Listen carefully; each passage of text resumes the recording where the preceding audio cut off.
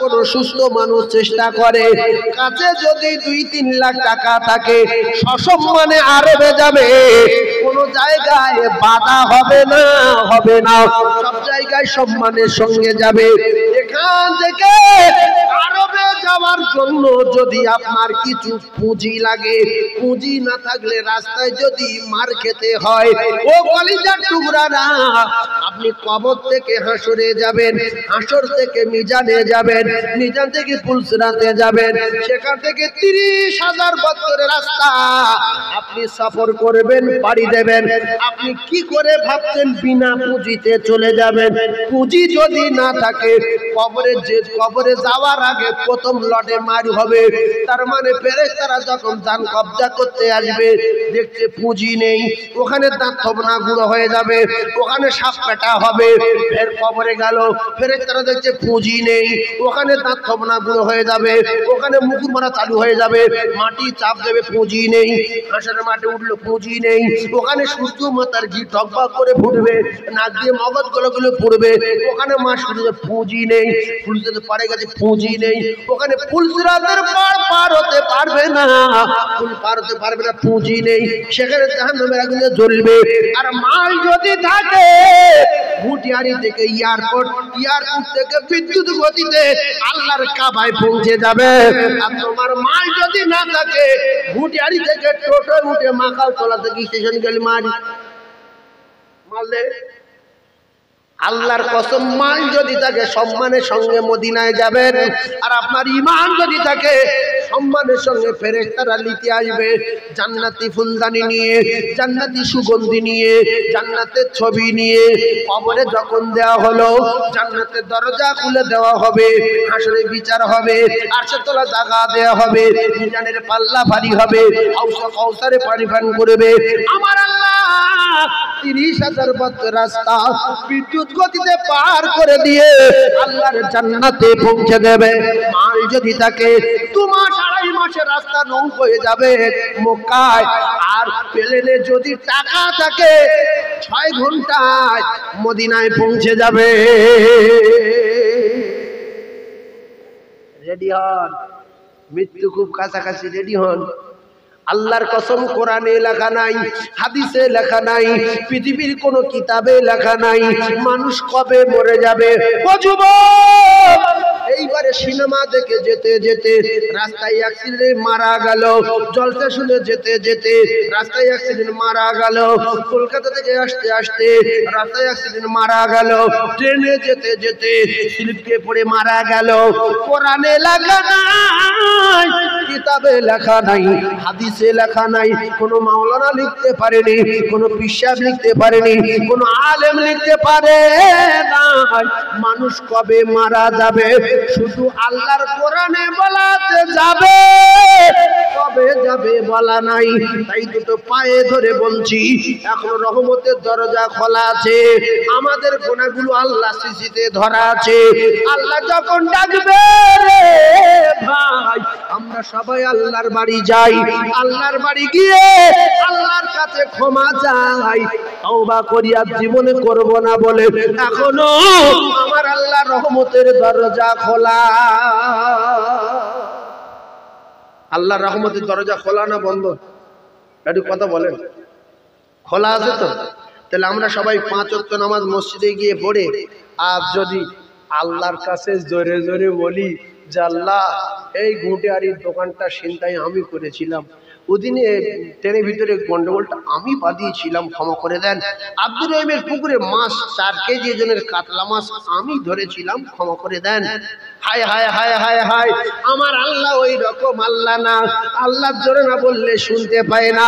না না না না, আপনি যদি কারো চুরি করে, আপনি যদি মদ খেয়ে, আপনি যদি কারো সাইকেল চুরি করে মসজিদে গিয়ে বলেন, পাশের মুসল্লি শুনতে পাবে, সে গিয়ে সাইকেলের কাছে বলবে, মাতলার কাছে গিয়ে বলবে, তুই চোর খুঁজে বেড়াচ্ছে 4-5 দিন, আজকে আমি নিজে কানে শুনেছি চোর মসজিদে, তাড়াতাড়ি আয়, আপনার ধরিয়ে দেবে, ছাল চামড়া কালিয়ে দেবে। ও কলিজার টুকরারা, আমার আল্লাহ বলে, বান্দা তোরা জোরে বলবি না, তোরা অন্যের কথাগুলো, পাপের কথাগুলো, গুনার কথাগুলো আমি আল্লাহ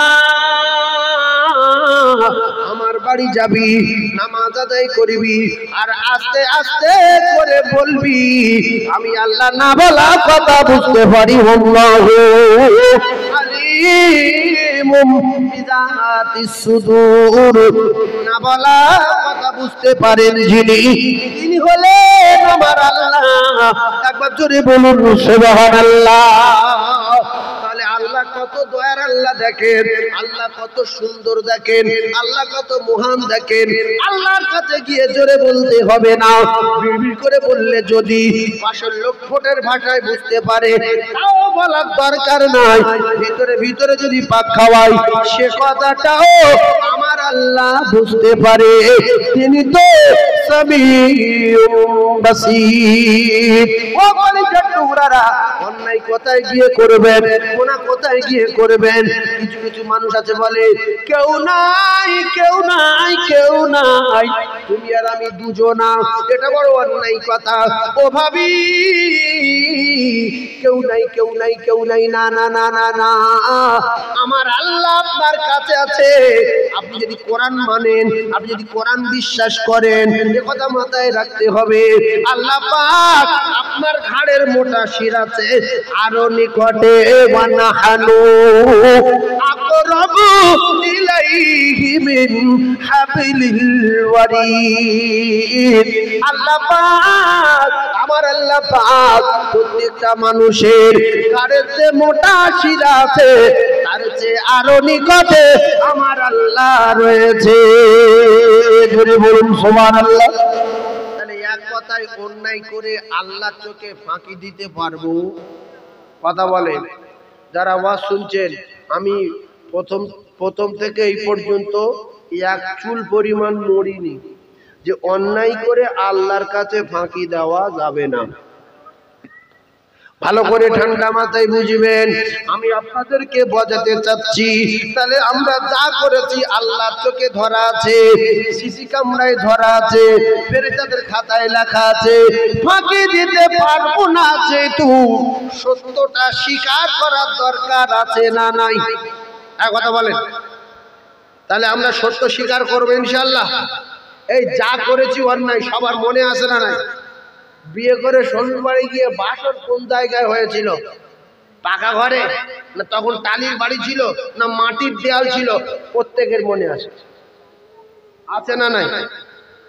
এরপরে আমার শ্বশুর বাড়ি আগে কোথায় ছিল, এখন কোথায়, মনে আছে। ছোটবেলায় ক্লাস 5-এ কোন স্কুলে পড়তাম মনে আছে না নাই? মাস্টার কে কে ছিল মনে আছে? বুড়ো না জন মনে আছে? ভাই, আমরা অন্যায় কোথায় কোথায় করেছি, কোন কোন জায়গায় করেছি? জিন্দেগি মদ খাবার খেয়েছি, জিন্দেগি তাড়ি খাবার খেয়েছি, জিন্দেগি নামাজ কত কাজা করেছি, কতদিন নামাজ পড়ছি, আল্লাহর কসম আমাদের সব মনে আছে। আল্লাহ বলছে ওইগুলো শুধু স্বীকার কর, আমার কাছ তো ধরা আছে, তোরা স্বীকার কর, আমি ক্ষমা করে দেবো। সুবহানাল্লাহ বলো। তাহলে স্বীকার করবো সবাই। স্বীকার না করলে ওই সিসি দেখাবে, বলো ওই এলসিডি যেটা, ওইটা দেখাবে যে তুই কি করিস, তুই দেখবি। তাহলে আপনার মা বাপ তো অনেক দূরে, আপনার শখের হাত না এক্ষুনি যদি কেটে যায়, ও বাবা রে মলম লাগাও, কত যত্ন করছে, সেলাই করছে, আবার হাত বুলুচ্ছে, থুতু দিচ্ছে, চুমো খাচ্ছে, পা কেটে গেলে কত যত্ন।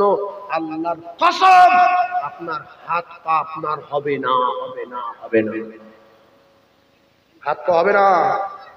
এই জন্য নামাজ পড়বেন কি না পড়বেন আপনাদের ব্যক্তিগত ব্যাপার, সুবহানাল্লাহ বলবেন কি না বলবেন আপনাদের ব্যক্তিগত ব্যাপার, পেশাব করে পানি নেবেন কি না নেবেন আপনাদের ব্যক্তিগত ব্যাপার। অনেক মানুষ বলে সরকুকুল্লায় না আমিলে কি করব, এই জন্য বহু লোক পানি নেয় না। কুকুর পেশাব করে পানি লায় না বলে এ লায় না, কেন গো? না কুকুর লায়। তা কুকুর লায় না তো তোর কি, তুই কি কুকুরের মাংস দাও? এই কুকুর যদি পেশাব করে পানি না না, তাদের মানুষের কি আসে যায়? কিছু আসে যায় কি? এই দুঃখে অনেক মুসলমানের ছেলে পেশাব করে অথচ পানি লায় না, কেন? না আমি যদি পানি লেই কুকুর দুঃখ পাবে যে ভাই আমি পানি নিই না, তুই পানি নিলি ভাই। ছি ছি ছি ছি। আমরা যে কজন ওয়াজ শুনছি, আমরা মানুষের মতো মরতে চাই না কুকুরের মতো? কথা বলেন। তাহলে কুকুর মরে নাপাক গায়ে, গরু মরে নাপাক গায়ে, ছাগল মরে নাপাক গায়ে, মানুষ যদি মারা যায় এরা কুকুরের মতো মরবে কেন? এরা তো মানুষের মতো মরতে চায়। তাই আমি আপনাদের পায়ে ধরে বলি, শ্বশুর বাড়ি যাই, খালুর বাড়ি যাই, মামুর বাড়ি যাই, দোকানে যাই, বাজারে যাই, হাটে যাই, শিয়ালদায় যাই, পেশাব করে পানি নিয়ে মানুষের মতো যায়। কারণ হলো ভাই, মালাকুল মউত কখন আসবে কোরআনে লেখা নাই। আজ কিছু বুঝতে পারছেন? কোরআনে লেখা আছে কি যে অমুক দিন আসবে? তাহলে মউত কিন্তু যেখানে সেখানে আসতে পারে। সেই জন্য পাক অবস্থায় মরলে ভালো হয় না নাপাক অবস্থায় মরলে ভালো হয়? তাহলে আমি নামাজ শুক্রবার দিন করে পড়ি, ভালো করে বুঝলেন? শুক্রবার দিন করে নামাজ পড়ি। আমি সারা সপ্তাহ পেশাব করে পানি নিয়ে থাকলে কি খুব ক্ষতি হবে? কথা বলেন, ক্ষতি হবে না তো? আল্লাহ রাসূল বলেন, আকসারু আযাবিল কবরি মিনাল বাউল, অধিকাংশ কবরে আযাব হতে দেখা যায় একমাত্র পেশাবের ছিটের কারণে। অধিকাংশ কবরে আযাব হতে দেখা যায় পেশাবের ছিটের কারণে। আকসারু আযাবিল কবরি মিনাল বাউল, অধিকাংশ কবরে আযাব হতে দেখা যায় পেশাবের ছিটের কারণে। ও কলিজার টুকরা ভাইরা, কিতাবে লেখা কবরে আযাব থেকে যদি নাজাত পেতে চাও, পেশাবের ছিটে থেকে সাবধান হয়ে যাও। আচ্ছা, নবীর কাছে শিক্ষা নেওয়া ভালো না কুকুরের কাছে শিক্ষা নেওয়া ভালো? আর জোরে বলেন, কথা বলেন। কি লোক, পাগলা লোক বসে আছে নাকি? আমি বলছি নবীর কাছে শিক্ষা নেবো না কুকুরের কাছে? নবীর কাছ থেকে। তো নবীর যদি কোনো লোকের খারাপ লাগে, সে যদি এই জামানায় কুকুরের কাছে শিক্ষা নেয়, সে কবরে আযাব থেকে বেঁচে যাবে। কুকুরের কাছে শিক্ষা। এই খেয়ে কুকুর যখন পেশাব করে দাঁড়িয়ে না বসে? দাঁড়িয়ে। তাহলে তুমি দেখো, খেয়ে কুকুর যখন পেশাব করে দুটো ঠ্যাং ভেঙে মাথাটা মাটির দিকে নিচু করতে হয়। কথা ঠিক না ভুল? এটা কি কেউ দেখেছেন? খেঁকি কুকুর যখন পেশাব করে পিছনের ঠ্যাং ভেঙে মাথাটা মাটির দিকে নিচু করে দেয়। কথা ঠিক না ভুল? ছাগলের পেশাব করা দেখেছেন? ছাগলগুলো বসে পেশাব করে না, মেয়ে ছাগলগুলো। গরু, গাভী গরু দেখবেন যেই পেশাব করবে কোমর নিচু করবে, লেজ উঁচু করবে। এই জানোয়ারের বাচ্চা গরু, তোর পেশাব লাগলে কোমর নিচু করিস কেন? গরু বলছে, আমি জানোয়ার হতে পারি, পেশাব নোংরা জিনিস, আমি পেশাব থেকে ভয় করি। আমি যদি কোমর নিচু না করি আমার উরত পেয়ে যাবে, আর লেজ যদি উঁচু না করি আমার লেজ ভিজে যাবে। আমি জানোয়ার, এজন্য পেশাব লাগলে কোমর নিচু করি। খেঁচি কুকুর বলতো, আমি যদি দাঁড়িয়ে পেশাব করি তাহলে ঠিক রে পা হাত ভিজে যাবে। আমি কুত্তার বাচ্চা খেঁকি, আমি যখন পেশাব করি বসে বসে, যাতে করে ঠিক রয়ে কম, পেশাব যত নিচু করে ছাড়বো ঠিক রবে কম। এরপরে ছাগল বলছে, আমি যখন পেশাব করি আমি বসে বসে পেশাব করি। মদ্দা কুকুরগুলো বলে, আমি যখন পেশাব করি বুকে লাগার ভয়তে ঠ্যাং তুলি, হয় একটা গাছের গোড়ায়, নাই কারো কম্বলে, আর নাই কারো গাড়ির চাকায়, নাই কোনো গাছের গোড়ায় আমি ঠেক নিয়ে ঝাড়ি, যাতে করে ঠিকরে গায়ে না লেগে যায়।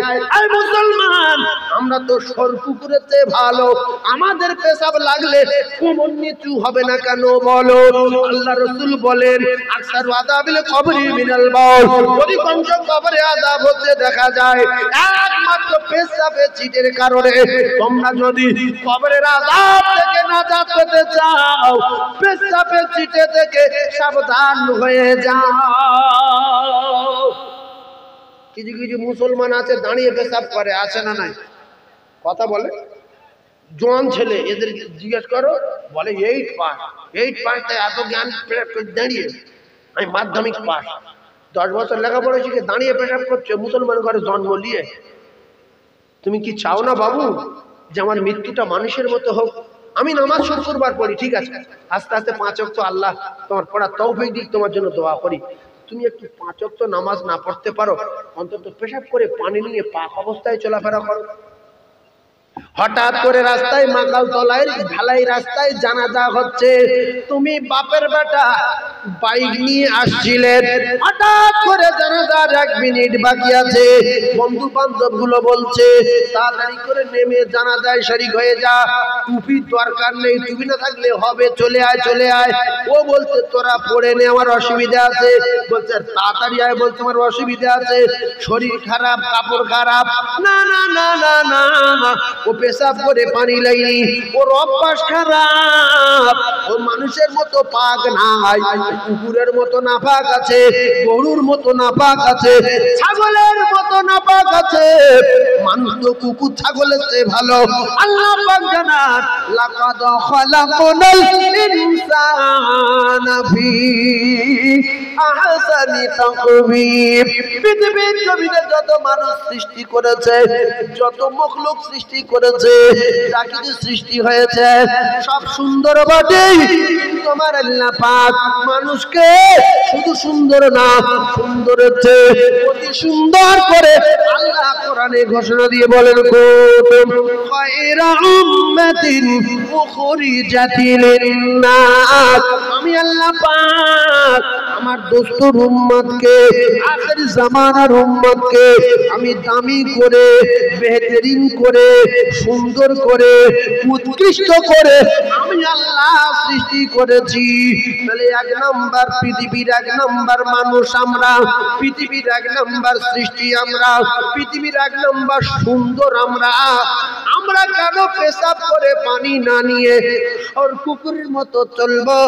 কুকুর মারে নাপাক গায়ে, গরু মারে নাপাক অবস্থায়, ছাগল মারে নাপাক অবস্থায়, মানুষ মরবে পবিত্র অবস্থায়, কেন ফেরেশতারা পাক না নাপাক? কথা বলেন। তাহলে জান কবজা করতে ফেরেশতারা আসে না আসে না? সেই জন্য দুটো পায়ে ধরে বলছি, বাপ যারা পেশাব করে পানি নেন না, আজ থেকে শপথ করেন যে নামাজ জুমার দিনে পড়ি ঠিক আছে, আস্তে আস্তে 5 ওয়াক্ত আল্লাহ আমার পড়া তৌফিক দিক, দোয়া করি, কিন্তু নাপাক অবস্থায় একটা কদম তুলবেন না, নাপাক গায়ে একটা কদম চলবেন না। মউত যেখানে সেখানে আসতে পারে না, পারে না। কখন মউত ডাকবে জানি না, কবে তুমি হায় ডাক দিবে মরে, তোমারি আদর ও কোলে,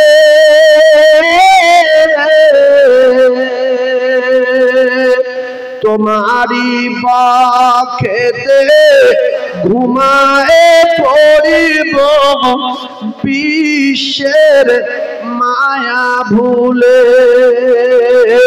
কবে তুমি হায় ডাক দিবে মোরে, তোমারি আদর ও কোলে, তোমারি বাখেতে ঘুমায়ে পড়িব, বিশ্বের মায়া ভুলে। হায়াত যেদিন ফুরায়ে যাবে, মিটিবে সকল ওই আশা, প্রেম পাখি মোর উড়িয়া যাবে, শূন্য রবে খাঁচা। আয় আয় বলে ডাকলে আমার আর কব না কথা, মুখখানা মোর বন্ধ হবে, নড়বে না চোখের পাতা। সবাই চলে যাব, সবাই মরে যাব, অন্তত মৃত্যুটা যেন পাক অবস্থায় হয়। বাইকে দাঁড়িয়েছিল, আর ভালো বংশের ছেলে যদি হতো, বাপ মা যদি ভালো হতো, ভালো শিক্ষা যদি দিত, শরীয়তের জ্ঞান যদি থাকতো, পেশাব করে পানি যদি নিত, তাহলে দাঁড়িয়ে দাঁড়িয়ে দাঁড়িয়ে দাঁড়িয়ে একটা বহুত পার পরিমাণ সওয়াব ছেড়ে দিত না। যারা যে পেশাব করে পানি নেয়নি, দাঁড়িয়ে দাঁড়িয়ে জানাজা ছেড়ে দিল, ও একটা বহুত পার সওয়াব থেকে বঞ্চিত হয়ে গেল। একটুখানির জন্য যদি পেশাব করে পানি নেওয়া থাকতো, একটা বহুত পার পরিমাণ সওয়াব ওর নামায় আমালে লেখা হতো। আর যদি মাটি দেয়, তাহলে আর একটা বহুত পার পরিমাণ সওয়াব তার নামায় আমালে লেখা হয়। জোরে সুবহানাল্লাহ বলতে পারেননি? আরো জোরে বলেন। তাহলে জানাজা পড়লে কটা সওয়াব? এক উহুদ পাহাড়। আর মাটি দিলে আর এক উহুদ পাহাড়। তবে একটা কথা শুনলাম, যেহেতু ক্যাসেট হচ্ছে, জানাজায় যদি 100 গ্রাম হয়, ওজনে 100 গ্রাম, বোঝেন, ওজনে 100 গ্রাম। জানাজার নামাজ পড়লে যদি 100 গ্রাম নেকি হয়, আর মাটি দিলে হবে 100 গ্রাম। আল্লাহর কসম, এক জাররা পরিমাণ কম বেশি হবে না। কিন্তু অবাক করা ঘটনা, অনেক মানুষ আছে দেখা যায় জানাজার নামাজ পড়ে চলে যায়, মাটি দেয় না। এরকম মানুষ আছে না নাই? একটু কথা বলেন। এর মাথায় কি হয়েছে আল্লাহ পাক জানে। এর কিসির মাথা? তুমি জানাজা পড়লে মাটি দিলে না কেন? তুমি কি সওয়াবের জন্য এসেছিলে না লোক দেখানোর জন্য? তবে একটা কথা, আত্মীয় মারা গেছে, কাকা মারা গেছে, চাচতো ভাই মারা গেছে, মুয়াজ্জিনের সঙ্গে খাতির আছে, শ্বশুরবাড়ি গেছি, শ্বশুর একটা সুনাম আছে, নামাজ যদি না পড়ি শ্বশুর কি মনে মনে করবে, নামাজ যদি না পড়ি আমার শাশুড়ি রেগে যাবে, নামাজ যদি না পড়ি ইমাম রেগে যাবে, নামাজ যদি না পড়ি এলাকার লোক খারাপ বলবে।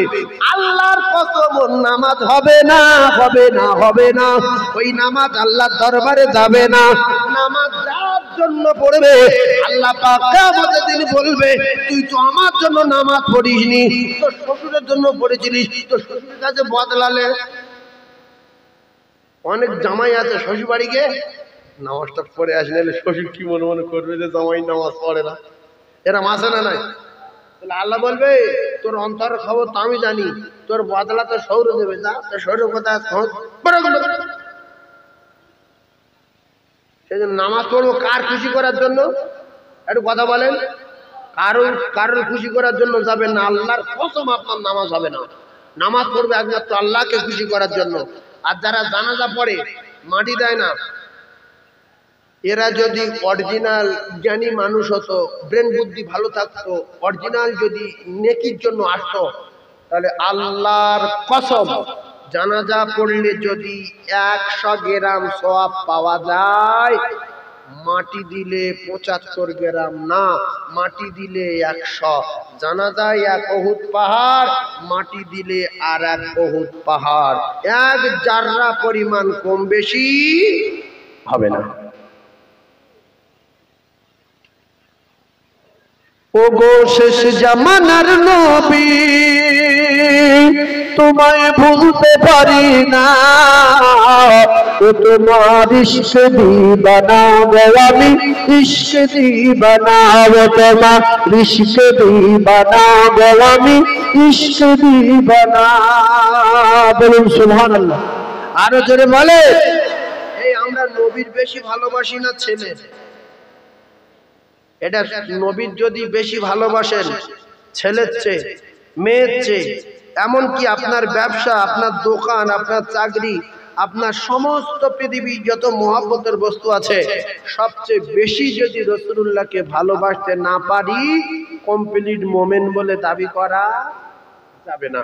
তাহলে এ কথা যদি আমরা বিশ্বাস করি, রাসূলুল্লাহর হাদিস যদি হয়, লা ইউমিনু আহাদুকুম হাত্তা আকুনা আহাব্বা ইলাইহি মিন ওয়ালিদিহি ওয়া ওয়ালাদিহি ওয়ান নাস আজমাইন, তাহলে একটু দুটো হাত জোড়ে করে বলছি, আল্লাহর কসম খেয়ে বলছি, আজ থেকে শপথ করুন যে আমার বিবির জন্য কত নামাজ কাজা, ব্যবসার জন্য কত নামাজ কাজা, ছেলের জন্য কত নামাজ কাজা। এরা তো আমার কেউ পরিচয় দেবে না। কবরে আমি একা যাব, হাসরে একা, মিজানে একা, পুলসরাতে একা। সেজন্য আমি আমার সঙ্গীর সাথী, কবরের প্রহরী, হাসরের প্রহরী, মিজানের প্রহরী, সব জায়গার প্রহরী আর পাহারাদার সংগ্রহ করবো ইনশাআল্লাহ। জোরে বলেন ইনশাআল্লাহ। একবার তাকবীর দেন না, নারী তাকবীর। আর একটু জোরে বলতে পারে না, নারী তাকবীর, নারী তাকবীর। একবার জোরে জোরে জোরে লা ইলাহা, সবাই জোরে লা ইলাহা, লা ইলাহা ইল্লাল্লাহ মুহাম্মাদুর রাসূলুল্লাহ। বলেন সুবহানাল্লাহ ওয়ালহামদুলিল্লাহ, লা ইলাহা ইল্লাল্লাহ, লা ইলাহা মুহাম্মাদুর রাসূলুল্লাহ। আল্লাহুম্মা, সবাই জোরে বলেন,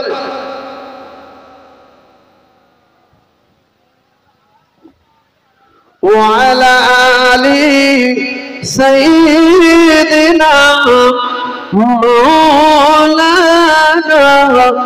محمد